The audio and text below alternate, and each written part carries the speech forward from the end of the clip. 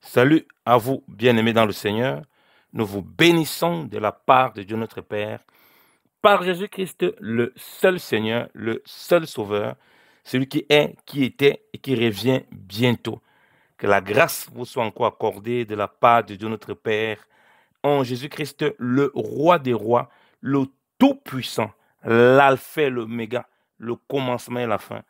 Que le nom du Seigneur soit béni. Nous remercions le Seigneur qui nous permet encore de partager sa merveilleuse parole, tout en exaltation, tout en manifestant sa joie, l'amour de Christ et en partageant tous les bienfaits du Seigneur. Merci à tous les bien-aimés qui ne cessent de prier pour nous, de nous encourager malgré le moment difficile, la perte des parents, des situations difficiles que nous traversons dans la marche. Ce n'est pas toujours facile. Que le Seigneur vous bénisse tous pour vos prières, pour vos encouragements dans ce que nous pouvons traverser. Je sais que le Seigneur nous accompagne par vos prières, par le fardeau que vous avez pour l'œuvre du Seigneur et pour le soutien que vous nous apportez dans le précieux nom de Jésus-Christ.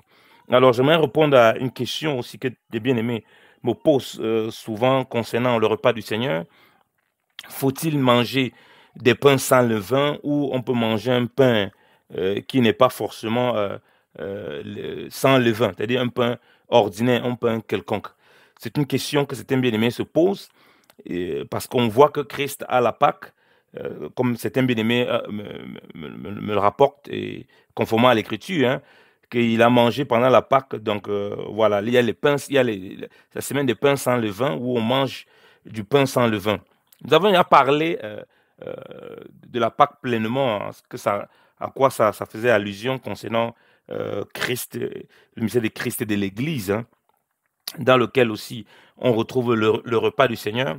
Mais j'aimerais rappeler que même si Christ a mangé les pains sans levain lorsqu'il mangeait la Pâque avec ses disciples, ça ne veut pas dire qu'il faut automatiquement manger les pains sans levain. Vous voyez un peu ce que je veux dire?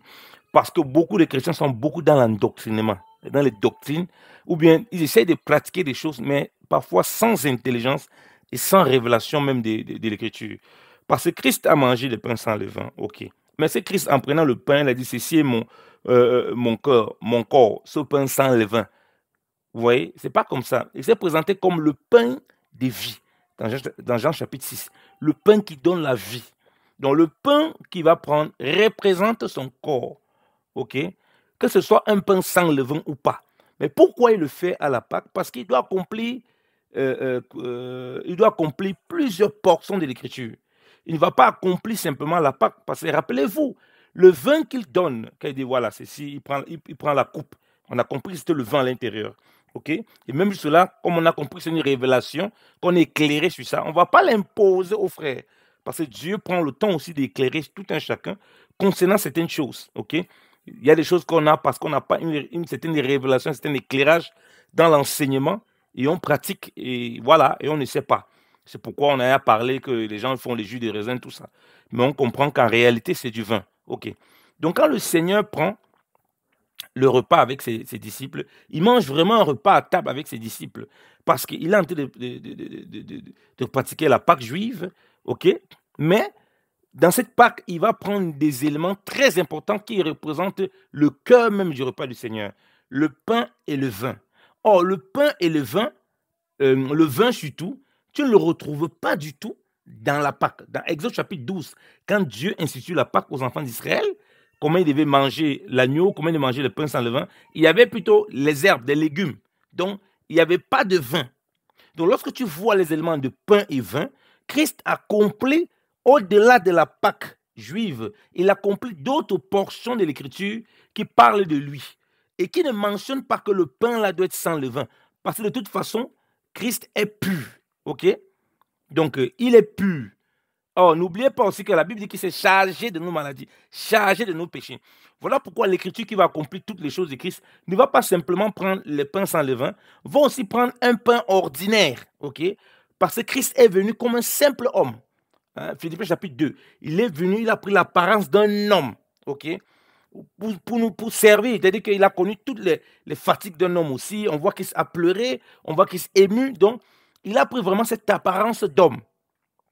Voilà pourquoi dans la figure de ce qui, dans les Écritures, ce qui parle de Christ, il n'y a pas seulement le pain sans levain, il y a aussi les pains ordinaires.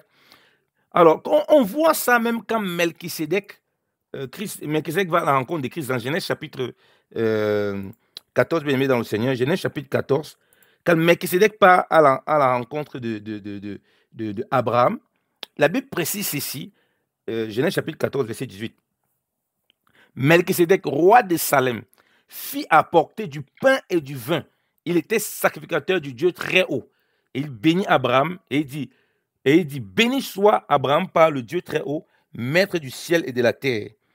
Amen, arrêtons-nous là. Donc, Melchisédek, vous savez que c'est une figure de Christ. Parce que le livre d'Hébreux nous rappelle que Melchisédek, il était semblable au Fils de Dieu. Lui qui n'a ni commencement de vie, ni fin de vie. On nous dit qu'il était roi de Salem, donc roi de paix. Hein? Donc, on voit une portion de Christ. Mais il a apporté du pain et du vin. Donc, voilà ce qui représente le cœur même du repas du Seigneur que nous prenons. Donc, si on prend le repas du Seigneur, il n'y a pas le pain et le vin. Parce que je vois aussi que beaucoup veulent à tout prix amener la nourriture à manger, tout ça. C'est bien s'il y a la nourriture qu'on peut manger, mais ce n'est pas ça le repas du Seigneur. Hein? Le repas du Seigneur dit dans l'aspect physique qu'on veut manger. Parce qu'on a déjà compris, on a parlé longuement sur le repas, sur la portée spirituelle, le fait qu'on soit en communion ensemble, le fait qu'on soit un même pain avec le Seigneur, on soit une même plante avec lui, vous voyez, on soit un même corps avec lui parce qu'il a donné son pain comme un corps, ok, comme son corps, autant pour moi, qu'il a donné le pain, que ceci est mon corps, donc il a pris ça comme représentation de son corps qui a été brisé pour nous. Ok, donc on voit que y a le pain et le vin. C'est le pain et le vin qui est le cœur même du repas. S'il n'y a pas pain et vin, tout le reste là, c'est inutile. Donc, ici, on ne mentionne pas quel type de pain. Ok, c'est un pain sans levain ou pain avec les vins. Ce n'est pas important. Donc, si vous voulez prendre du pain sans levain, vous ne péchez pas, mais ne l'imposez pas à d'autres. Soit sous prétexte que Christ a mangé du pain sans levain. Parce que si on vous demande où dans la Pâque là, que Christ prend là, où c'est écrit vin, où il y a le vin, vous ne pouvez pas montrer. Il n'y en a pas. Ok? Donc, ce qui va toujours parler du repas du Seigneur, c'est le pain et le vin. Et même quand on va dans Proverbes chapitre 9, comme on a vu qu'il a préparé sa table, donc il a préparé son pain, il a préparé le pain et le vin. Oui, il a préparé le pain et le vin. Donc, il va accomplir plusieurs portions de l'écriture. Rappelez-vous, Christ accomplit tout. Il accomplit la Pentecôte. Où on pourrait prendre du pain levé. Vous voyez? Il accomplit la Pâque. Où on pouvait prendre du pain sans levain. Donc, il accomplit toutes choses. Et quand il va donc à la croix, il accomplit donc cette portion qui est le cœur du repas du Seigneur. Il accomplit en même temps la Pâque où l'agneau est brisé. Vous voyez? L'agneau qui est brisé, tu vas voir le pain et tu vas voir le vin dedans. Parce que dans l'agneau, c'est le corps. Ok? Et il y a le sang qui va jaillir du corps. Et le pain et le vin vont représenter ces choses. Donc, il ne faut pas, je vais dire, être piégé par la lettre. Ok? Donc, ce n'est pas une recommandation de manger du pain sans levain. Autrement, bon, vous parlez même quand ceux qui veulent à tout prix manger le pain sans levain, en voulant imposer aux autres. Mais ils ont fabriqué ça comment? Vous savez comment ils fabriquaient là-bas? Vous ne savez pas. Vous pouvez nous donner la formule du pain sans levain. Là. Personne ne peut le donner. OK? Tout ça sera que de la spéculation. On n'en sait absolument rien. Donc, si vous voulez fabriquer du pain sans levain, il n'y a pas de problème. Si vous voulez manger du pain qui n'est pas levé, il n'y a pas de problème. Parce que Christ accomplit tous les deux. OK? Comme on l'a vu. Et il accomplit toutes les fêtes. Vous voyez? Partout où il y a le pain, les fêtes dont on parle, les fêtes de l'Éternel, c'est en Christ puisqu'il accomplit toutes choses. OK? Donc, si vous voulez appliquer les choses de façon littérale comme ça, c'est la confusion totale. Donc, nous vous encourageons à prendre le pain. Et si c'est le pain sans levain, ben, tant mieux. Si c'est le pain avec le vin, je vais dire, le pain ordinaire comme ça, vous ne péchez pas. C'est vous et nous et moi qui devons être sans levain. 1 Corinthiens chapitre 5 nous précise très bien ce que c'est que la fête de Pâques avec Christ, qu'on doit être des pains sans levain. Donc, manger le pain sans levain et être des pains levés avec toutes sortes de méchancetés, toutes sortes de péchés, toutes sortes de choses qui ne glorifient pas Dieu, c'est là le problème, c'est là où on comprend la vraie Pâque, parce que la vraie Pâque, le vrai repas du Seigneur, c'est cette vie de communion avec le Seigneur éternellement, où nous devons boire du bon vin, où nous devons manger du bon pain, où nous devons donc, c'est-à-dire qu'on doit être du bon pain à le Seigneur, on doit être abreuvé du bon vin, c'est-à-dire avoir le vin du Saint-Esprit. C'est-à-dire que le Saint-Esprit aussi figure ici par le vin, c'est-à-dire qu'on doit être rempli du Saint-Esprit. La Bible dit de ne pas nous enivrer de vin, mais d'être rempli du Saint-Esprit. On voit qu'il y a une correspondance, il y a une similitude avec le vin sur l'aspect spirituel et lié au Saint-Esprit et le repas et le vin que nous buvons physiquement. Donc voilà ce qui est plus important. Donc si vous prenez même le pain sans levain physiquement et que votre repas, la communion avec le Seigneur, la marche à l'église avec les frères et sœurs ne représente pas ce repas-là, mais ce que vous prenez pain sans levain ne sert à rien.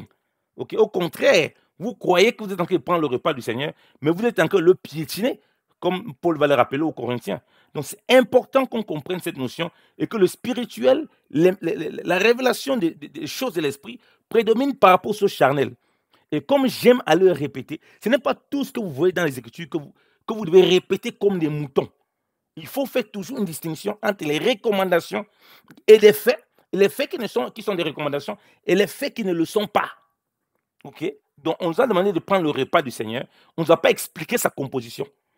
Maintenant, Dieu nous révèle comment les choses se sont passées. C'est à nous, maintenant, chacun, comment il croit dans le Seigneur, comment le Seigneur va se révéler à lui et comment il va comprendre, il va le mettre en pratique. Mais en aucun cas, vouloir fabriquer des doctrines, il n'y en a pas. Il y a beaucoup de dérives comme ça dans les églises. Donc, sentez-vous libre dans le Seigneur, mais vivez et désirez vivre autant pour moi, pleinement le repas sous son aspect purement spirituel avant toute chose. C'est-à-dire qu'être une même plante avec le Seigneur, un même pain avec le Seigneur, un pain dépouillé de levain, voilà, et boire le véritable vin du Seigneur, c'est-à-dire que le sang de Christ se manifeste en nous et le Saint-Esprit, on est rempli du Saint-Esprit. Donc c'est ça que Dieu veut c'est de ça que Dieu veut qu'on s'enivre. Parce que celui qui est enivré du Saint-Esprit, il est enivré du bon sens, il est enivré de la vérité, il est enivré de la lumière. Il ne peut pas vaciller parce que comme le vin sur le plan naturel amène l'homme à marcher n'importe comment et tomber, le vin sur le plan spirituel qui va représenter le Saint-Esprit